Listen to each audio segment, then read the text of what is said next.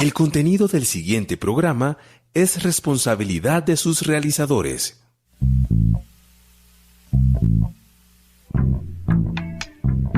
Pasa la voz, programa radial del CEPAS, Centro de Educación para la Paz, la Memoria y los Derechos Humanos, donde convergen distintas voces y experiencias para hablar sobre el papel de la educación y la pedagogía en la construcción de paz. Pasa la voz.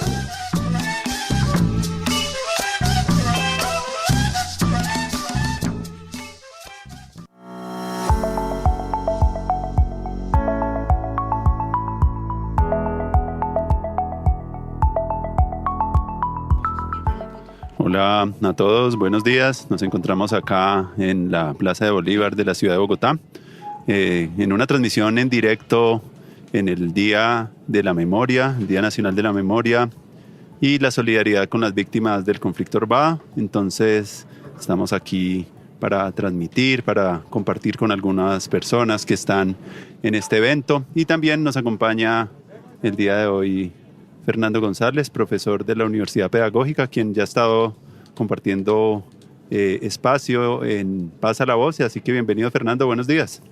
Andrés, buenos días. Buenos días a quienes nos escuchan aquí en la Pedagógica Radio. Y bueno, un día trascendental, un día muy importante, un día de la memoria, no solamente por el día, sino por lo que el día representa para este país. Bueno, vamos a estar compartiendo un poco algunas percepciones alrededor del tema de la memoria y también de la importancia de los relatos de las víctimas y también de lo que ha sido este espacio de la Plaza de Bolívar también como un epicentro también de la memoria a nivel nacional, donde han confluido pues muchas cosas. Entonces me gustaría, Fernando, que pudiésemos hablar hoy un poco cómo nos llegó esa versión del Bogotazo que ocurrió pues en el 9 de abril de 1948. Pues podemos ver que es un tema con el que me gustaría que empezáramos la conversación para hoy. Bueno, creo que el evento del 48, la muerte de Jorge Eliezer Gaitán, quizás marca el inicio de una versión de lo que somos como nación.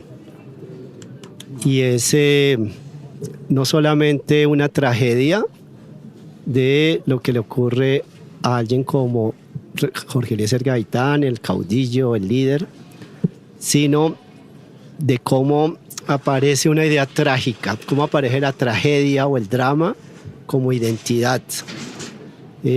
Sobre todo por lo que va a significar en un escenario de la ilusión de un pueblo que está a punto de cambiar, al menos en el sentido del discurso y también de lo que prometía como democracia, que es un poco el debate que de ahí para adelante se genera.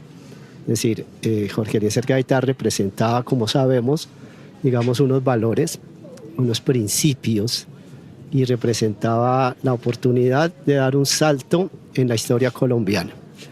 Creo que ese es el hito, pero también el mito. Es decir, tenemos un mito a partir de ahí como nación. Creo que quienes nacimos en una generación posterior, a lo que nos enfrentamos es aquello que no fue, aquello que no pudo ser. Y creo que el país a partir de ahí va a crear una sensación colectiva. Entonces la memoria nuestra aparece con una sensación colectiva. La sensación de la frustración, la sensación del dolor que implicó la interrupción, digamos, violenta de una coyuntura política. Creo que eso es un poco el marco, ¿no? De ahí para allá vienen ¿cómo nos llega eso? La pregunta tuya, ¿no? ¿Cómo nos llega eso? Para empezar, digamos, podemos decir que esa historia nos llega primero de mano de los abuelos. Creo que es una manera como aprendemos, digamos, de la historia.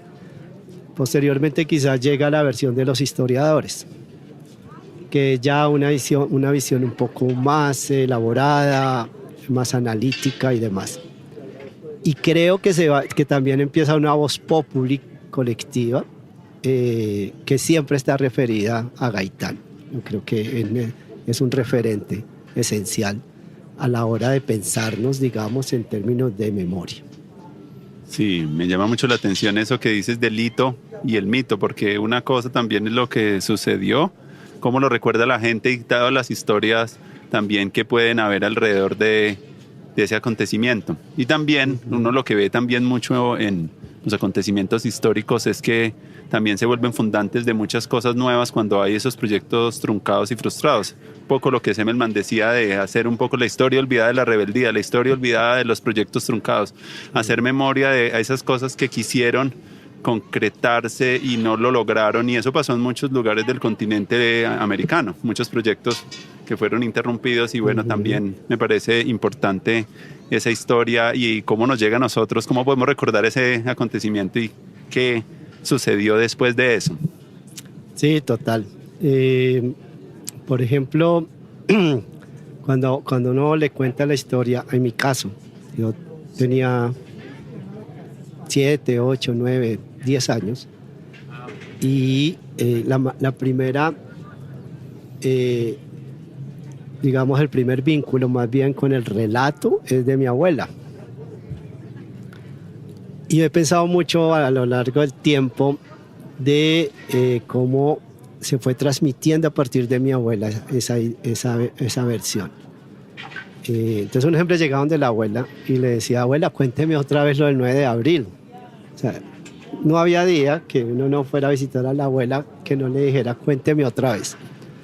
Y entonces la historia se vuelve, el evento se vuelve un cuento. Un cuento, desde luego, en la niñez para uno es una aventura. Y la aventura es, bueno, cómo fue que mataron a Gaitán, cómo fue que la gente se movilizó, cómo se incendió la ciudad. Entonces uno no le cabía en la cabeza, digamos, esa dimensión que tenía el hecho. Pero me parece muy interesante a partir de ahí el relato entonces que se crea de los abuelos, que yo creo que viene siendo un relato épico. Uh-huh. Un relato épico en el sentido de hay una especie de lugar casi de orgullo de contar el hecho desde los sobrevivientes, contrario a lo que muchas veces podía pasar en los campos en ese momento. Mientras yo creo que la gente de la ciudad que presenció lo del 9 de abril tiene una actitud muy protagónica para contar el hecho, yo siento que en lo que es en el campo, la violencia del campo, el arrasamiento del campo, todo este tema entre los conservadores y los liberales, ya se vuelve algo un poco más vergonzoso para las personas. Y lo pongo en mi familia, no sé si sería bueno pensar, me parece muy interesante pensarlo siempre desde ahí. Mientras mi papá, que vivía en Chaparral, fue sacado un poco, amarrado con mi tío y su casa totalmente destruida, quemada, él sí ocultó esa historia. Solo mucho después empezó más o menos a sacarla poco a poco. Solo con ese ejemplo lo que quiero decir es que mientras una historia es más épica desde el lado del caudillo de Jorge Eliezer Gaitán y quien participó, estuvo presente en ese hecho, en el campo me parece que el relato es más oculto, el relato es más secreto. Es una hipótesis, sería interesante pensarla, pero he pensado mucho en si eso es así, hasta que llegan más los historiadores a contar de manera un poco más analítica, investigativa, esta coyuntura histórica. Sí, y para agregarle bueno, tú cuentas el nivel como del escenario familiar para esa reconstrucción de memoria, que también me hace recordar un poco un caso también familiar, que se desprende también de la violencia que sucedió posterior al Bogotazo, y fue el recrudecimiento de la guerra entre liberales y conservadores, y especialmente un tío músico muy importante de la ciudad de Manizales, que se llamó Ramón Cardona, y él era el director del Conservatorio de Manizales, era el tío abuelo mío, y resulta que él se dirigía hacia la ciudad de Ibagué con su grupo de estudiantes del Conservatorio Musical, y lo paran yendo hacia Ibagué y le dicen que quién era él, y él dice, no, yo soy el director del conservatorio, y un tiro en la cabeza, lo mataron inmediatamente. Eso fue como un hecho que, para mostrar y también para evidenciar que las cuestiones de las víctimas y de las violencias del conflicto están en muchas de nuestras historias de vida. Ese es un ejemplo que yo a veces hablo con mis estudiantes, y como para también empezar a tratar de abordar cómo contamos esos acontecimientos, qué ha pasado y cómo se van noticiando. Pero mira cómo esa cosa tan absurda, y eso dejó todo un hito pues muy fuerte en la familia también, y es una de las historias más pequeño que yo conozco como de una víctima del conflicto armado. Entonces eso por un lado, y la otra cosa, lo de los medios de comunicación, que eso también es otra cosa, como de pronto, ¿qué podríamos decir también? Porque están los abuelos, están los historiadores ya de una manera más sistemática, pero hay también una cuestión de cómo también cubren los medios ese tipo de acontecimientos. Sí, de acuerdo. ¿Qué podríamos decir ahí, Fer? Fíjate, con eso que dices de la memoria familiar, es muy importante siempre vincularnos a la manera como en la familia se construye el pasado, cómo se mantiene y qué tanto miembros de la familia están involucrados allí, porque eso nos permite también repensar la relación familia-sociedad, la relación familia-memoria. Y ya frente a los medios, eso marcó también una diferencia que, al menos dentro de lo que se ha estudiado, no estaba tan presupuestado cómo iban a actuar los medios en el Bogotazo, lo que se llamó el Bogotazo, el 9 de abril, porque los medios lo que hicieron fue tomar una actitud de agitación.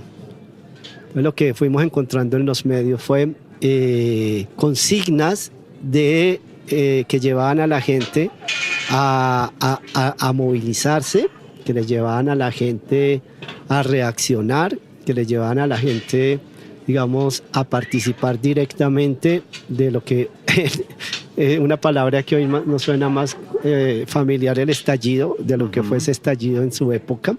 A la larga fue otro estallido social, si lo quisiéramos ver así. Y es los medios, cuando tenemos audios todavía de ello, era: pueblo, vamos a la calle con machetes. Es decir, era una visión agitativa que se estima que en gran medida la gente actuó a partir de los medios. Eso es muy llamativo, porque eso implica tomar postura política en su momento, y creo que marcó mucho en lo que fue ese acontecimiento. Tenemos unos medios que tomaron partido por la agitación política, en favor de la agitación política. Fue un comportamiento generalizado, que es muy distinto a lo que los medios han sido en otros eventos, en otros hechos o en otros momentos históricos, ¿no? Sí, para seguir hablando, entonces recordamos que estamos acá en la Plaza de Bolívar, pronto ya a iniciar la jornada. Va a haber algunas presentaciones, algunas locuciones también de la Unidad de Víctimas del Ministerio de Cultura. Estamos acá pues con la Pedagógica Radio recordando este momento del 9 de abril de 1948. Iniciamos hablando un poco del Bogotazo y de la importancia de esa reconstrucción de la memoria, y cómo nosotros como personas, cuando pensamos a mirar esas historias en nuestras familias, hay muchas historias que nos ayudan a reconstruir también pues los relatos de esos macroacontecimientos. Entonces, bueno, ya seguiremos entonces hablando. Claro que y sí. Bueno. Claro que sí.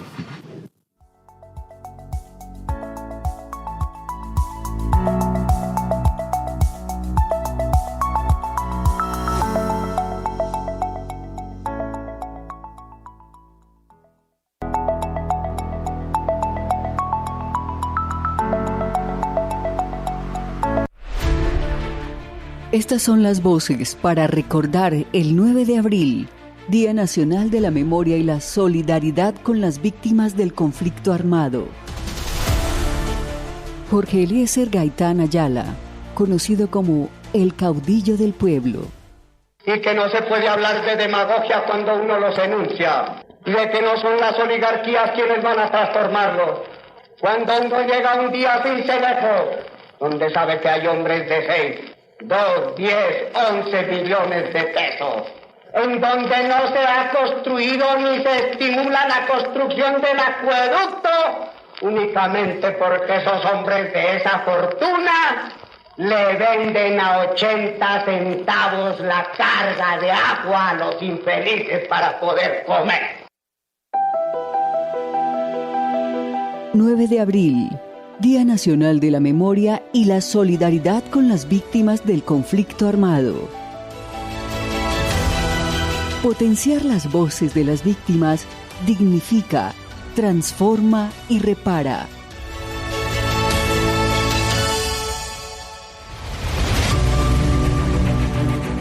Universidad Pedagógica Nacional. 70 años siendo la educadora de educadores.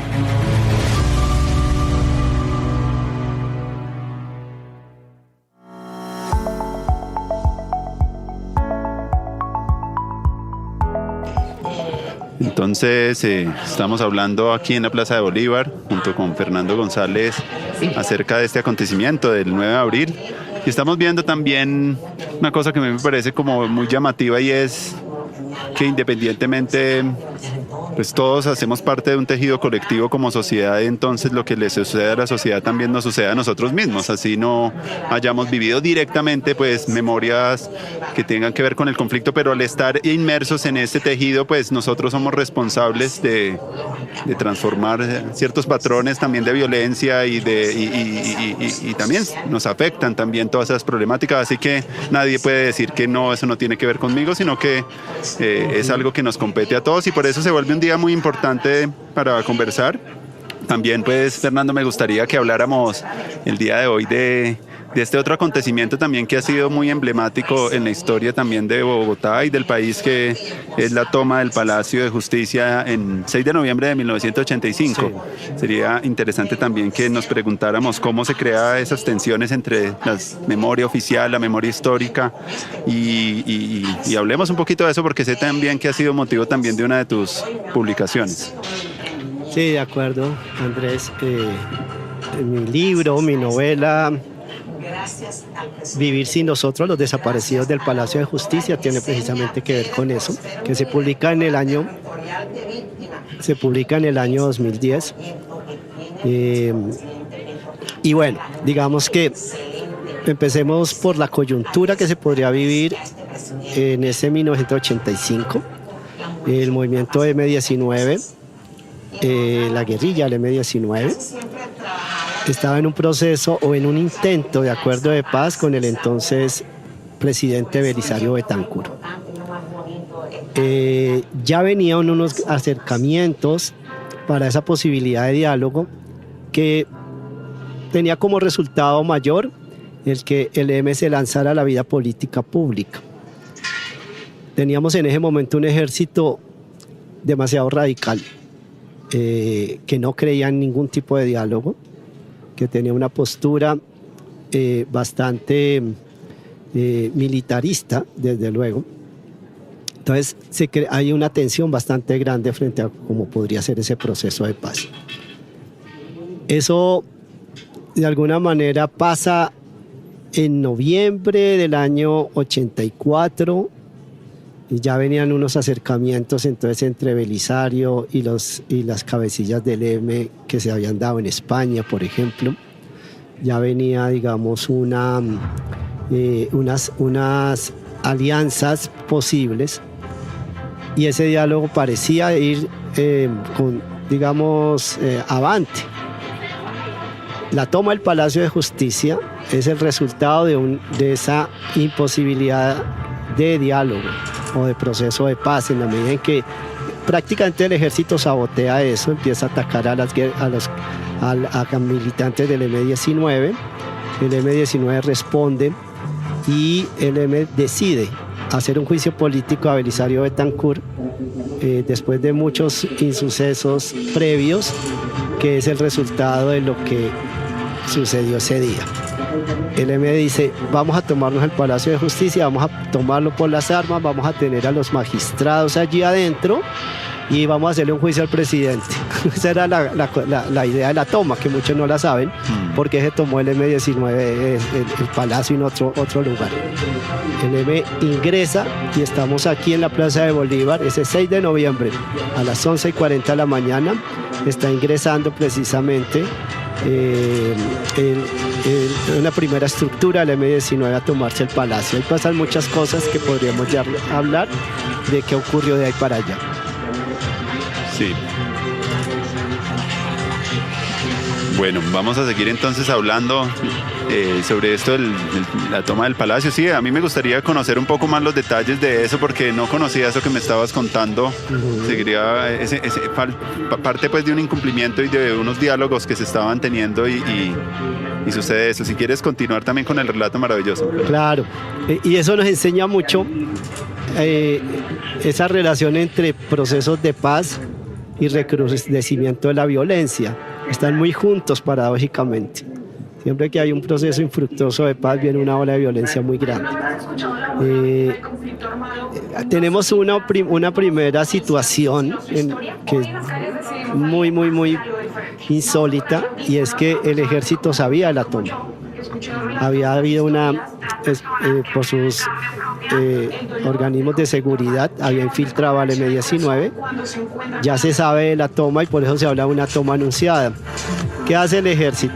El ejército dice, dejemos que entre el M-19, que se tome el Palacio de Justicia, y cogemos adentro a su estructura fundamental, y por qué no a los magistrados también, y que lleven, como decimos coloquialmente, que lleven del bulto quienes estén allí. O sea, era una acción de aniquilamiento o de arrasamiento total. Esa fue la postura del ejército. Entonces, ¿qué hizo? El M tenía dos estructuras para ingresar al palacio. Una estructura más política, liderada por Almarales, Andrés Almarales, que tenía, digamos, un primer anillo básico, que era el que iba a dialogar. Se supone, porque el M siempre planteó acciones para terminar en diálogo. Ese es como su modo operandi en este tipo de acciones. Dejan que entre ese primer cordón, y cuando venía toda la parte de retaguardia militar fuerte que iba a combatir, la detienen y aparece un pelotón de guardia presidencial primero. O sea, ya se tiene una contención armada. Y entonces el M entra muy debilitado, prácticamente entra con una estructura mínima, y con eso empieza entonces lo que va a ser la pesadilla de la toma del Palacio de Justicia, que dura 28 horas de operativo. El M intentando hallar, el M ya pierde rápidamente el control del primer piso, eso fue muy rápido, ingresa a los primeros pisos, que son el tercero, cuarto, donde están los magistrados, y prácticamente los toman de rehenes como contención. Y de ahí para allá el ejército utiliza todas las armas que no son convencionales en este tipo, violando todos los protocolos de seguridad, todos los protocolos de protección de la sociedad civil, porque estaban más o menos, al menos las víctimas que se registran son cerca de 100 más o menos, entre personas desaparecidas, muertos y demás. Esa es como la primera situación dolorosa del Palacio de Justicia. Las tristezas. Bueno, entonces, como vemos, son como ya dos hechos que hemos venido explorando en el programa de hoy, que es el Bogotazo y la toma del Palacio, con todos los vericuetos y todas las diferentes perspectivas y posiciones que se tienen, las tensiones entre la memoria oficial y la memoria histórica, que eso es un tema que me gustaría también como conversar contigo, Fernando. ¿Cómo podemos abordar esa pregunta de esas tensiones que se manejan entre las cuestiones de la memoria, y que son muchas de las disputas que se vienen a hacer visibles en esta plaza donde estamos hoy aquí transmitiendo? Claro, mira que el Palacio de Justicia marca, me parece, esa gran tensión entre memoria oficial y memoria histórica. Entonces, si cogemos un poco ese hecho, aparte de lo que hemos contado, el primer registro que se tuvo fue de 11 personas desaparecidas de la cafetería del Palacio de Justicia. que en sus primeros momentos parecían personas que habían simplemente sido víctimas del fuego cruzado. Pero con los meses, liderado por un abogado muy importante que fue asesinado después en el 98, Eduardo Maña Mendoza, se concreta, se devela que son personas intencionalmente desaparecidas por el ejército. Es decir, esas personas salieron de allí donde estamos en la Plaza de Bolívar, se trasladaron luego unos metros después, estamos ubicados en la parte un poco norte de la catedral, los llevaron a la Plaza del Florero, allí los tuvieron haciéndoles varios interrogatorios con un epíteto que se llamaba personal especial. Entonces eran interrogatorios que ya los tomaban como de alguna manera colaboradores del M-19. Después de que los tuvieron allí, esta plaza se acordonó, no dejaban entrar a nadie durante ese primer día. Esa noche se incendió el Palacio de Justicia, se evitó cualquier tipo de intento de diálogo. Tenemos en la memoria la entrada al tanque, los tanques de guerra. Entonces prácticamente tenemos una acción militar de arrasamiento. La memoria oficial lo que va a decir es que esas personas que los llevaron allí a ese museo del Florero, que quién sabe dónde estaban, pero después se supo que los llevaron a guarniciones militares, las caballerizas, y los repartieron en varios lugares. Ahí empieza el debate, que hasta hoy se mantiene, porque fueron desaparecidas por el ejército, murieron en el fuego cruzado, y empiezan las versiones de lado y lado. Mi argumento siempre fue que fueron desaparecidas intencionalmente por el ejército, en cabeza del coronel Plazas Vega, de su ministro de Defensa, de su director o ministro o ministros, porque era un equipo de ministros los que estaban debatiendo con el presidente, y lo que vamos a tener allí es un intento de ocultamiento. La memoria oficial siempre crea un ocultamiento y una versión alternativa, falseada de la realidad.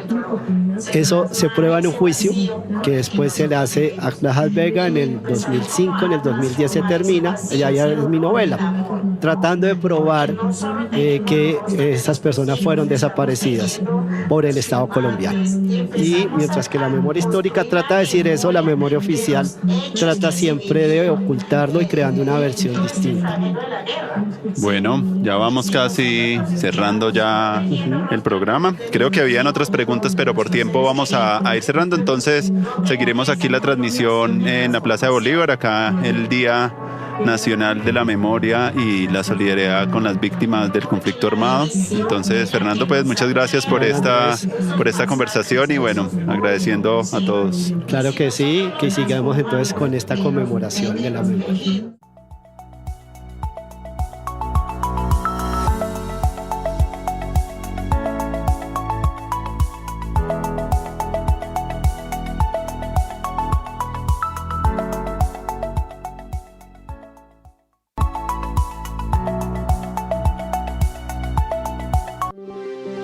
Quédate con las voces y los sonidos que enseñan de la Pedagógica Radio.